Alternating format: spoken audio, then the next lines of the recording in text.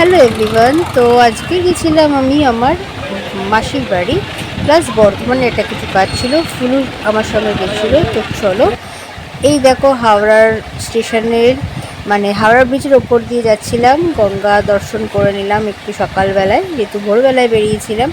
তো চলো, কোথায় যাচ্ছি, কেন যাচ্ছি, কিসের জন্য যাচ্ছি, এই ভিডিওতে সব বলবো। ফুলুর একটা তোমার কোর্টে কাজ ছিল, তো সেই জন্যই যাওয়া আমাদের।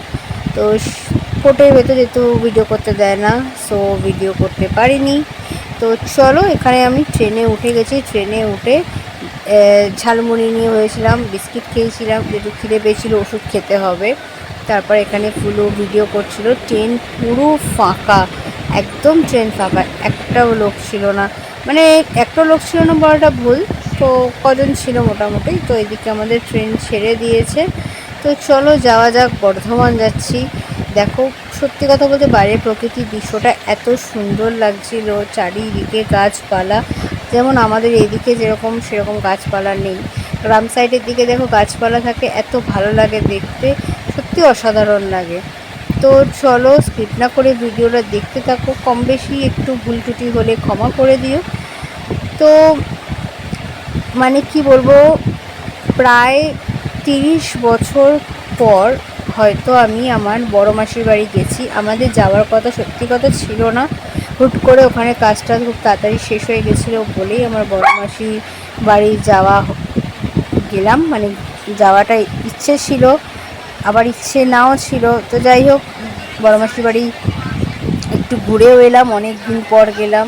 অনেকটা চেঞ্জ হয়ে গেছে। ছোটোবেলায় যখন গরমের ছুটি পড়তো, আমার ঠিক মনে আছে, গরমের ছুটি পড়তো যখন, তখন আমার মা আমাকে মামা বাড়িতে নিয়ে যেত, মাসির বাড়িতে নিয়ে যেত, ওখানে ঘোরাঘুরি করতাম, খুব মজা হতো। ছোটোটা ওখানে, যেরকম আগের ব্লগে তোমাদের বলেছি, আমি সাঁওতায় যেতে খুব ভালোবাসতাম আমার ছোটো মাসির বাড়িতে।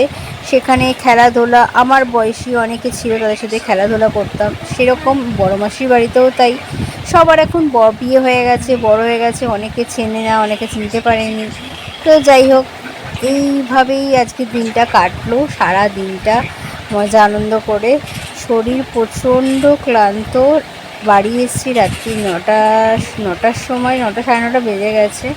তো এখন তোমাদের ভয়েস ওভার করে ভিডিওটা শেয়ার করছি। তো স্কিপ না করে ভিডিওটা দেখতে থাকো, আশা করি তোমাদের সত্যি খুব ভালো লাগবে। আরও মিনি ব্লগ আসতে চলেছে আমার ভিডিওতে।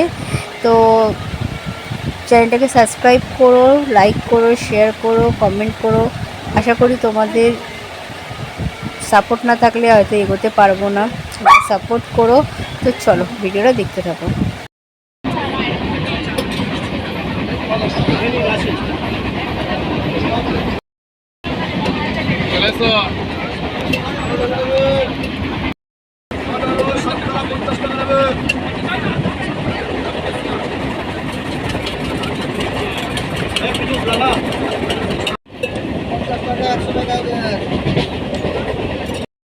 তো বর্ধমান পৌঁছে গেছি।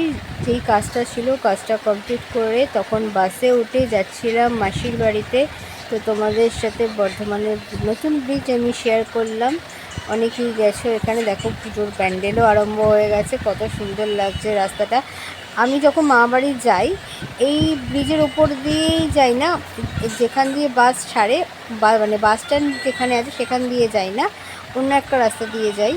তো দেখো গ্রামের রাস্তা, উফ অসাম লাগে, পুরো ফাঁকা রাস্তা, এত সুন্দর লাগছে না, চারদিকে যেন মনে হচ্ছে কি বলবো তোমাদের, বলে বোঝাতে পারছি না আমি। মনে হচ্ছে কোথায় আমি এসে গেলাম, এত সুন্দর জায়গাটা। তো চলো, বলে না গ্রাম ছাড়া ওই রাঙামাটির পথ, রাঙামাটি নিয়ে হয়তো পিচ রাস্তা হয়ে গেছে, কিন্তু সত্যি কথা বলতে অসাম। তো চলো, স্কিপ না করে ভিডিওটা দেখতে থাকো, চ্যানেলটাকে সাবস্ক্রাইব করো। তো এখনকার মতো টাটা। তো চলো, ভিডিও দেখো।